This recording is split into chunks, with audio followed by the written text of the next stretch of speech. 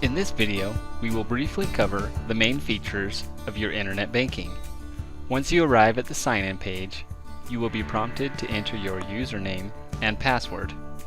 Once you have entered your credentials, the sign-in button will become available to click. New users will be directed to an authentication page, which might require the selection of a thumbnail image, or it might require you to answer one or more security questions. After you are logged in, you will be presented with a main account summary screen. Your name will appear in the upper right corner. Below your name, you'll see the last 4 digits of your account number. You can toggle between accounts you jointly own if you click on it and select another account. In the upper left, you'll find 3 small lines stacked on top of each other. This is the menu icon.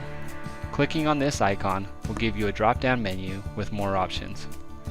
Next to the menu icon, you'll see the word Accounts. This is the page we are currently viewing. Transfers can be used to make quick transfers, and Log Out will log you out of internet banking. Let's move on to the main part of your screen. This is your account summary page. The tiled layout includes all account suffixes and titles. Account suffixes are grouped into 3 sections: shares, loans, and certificates.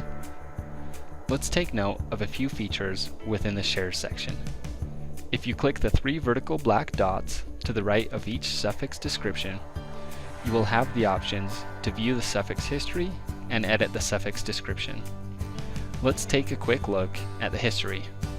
The history shown on this page will automatically default to the current month.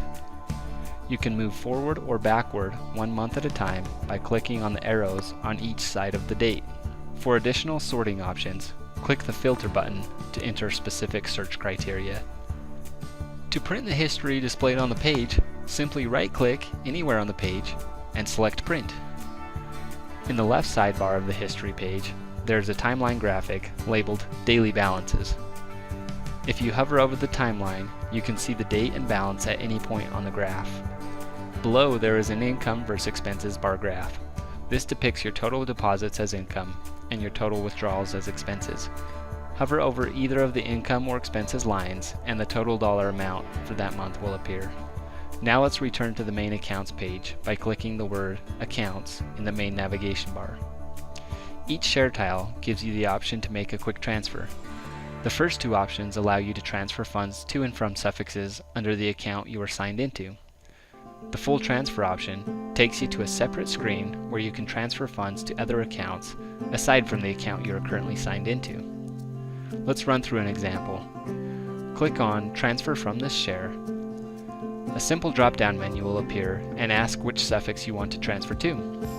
Type in the amount you want to transfer and click Submit to initiate the process. A confirmation window will display the dollar amount and suffixes involved. Click Submit again for the transfer to actually process. Another small window will appear stating your transfer has processed successfully. Scrolling down the page, you will find the section for all loans on the account. Similar to the share tiles, each loan suffix has its own tile showing the balance information. Each tile also shows the loan payment amount with the associated next due date. To the right of each loan description are the same 3 black dots which you can click on to view the loan history or edit the suffix description. Each loan suffix also provides the option to make a payment. Following the loan section, any certificates that you might have will appear. These tiles function in much the same way as the share or loan suffixes. Looking to the sidebar on the right, you'll see a graphic visual that breaks down the total share balance by share suffix. Each color is directly tied to the color that circles the suffix number in the tiles to the left. Hover over each colored section in this graphic to see the suffix description and current balance. If your credit union offers a bill pay feature, an upcoming payments box or similar link will appear in this right sidebar. The right sidebar might also include a box labeled Due This Week. If you have any loan payments due during the current week, they will be shown here. Moving back to the navigation bar, the 3 horizontal lines on the very left represent a collapsed menu that you can click on to explore more options. This section comes with many different features. Most are self-explanatory, but we encourage you to become familiar with each option and call the credit union if you need further guidance. Now that you've had a quick glimpse into internet banking, we encourage you to take some time and navigate through this feature-rich service.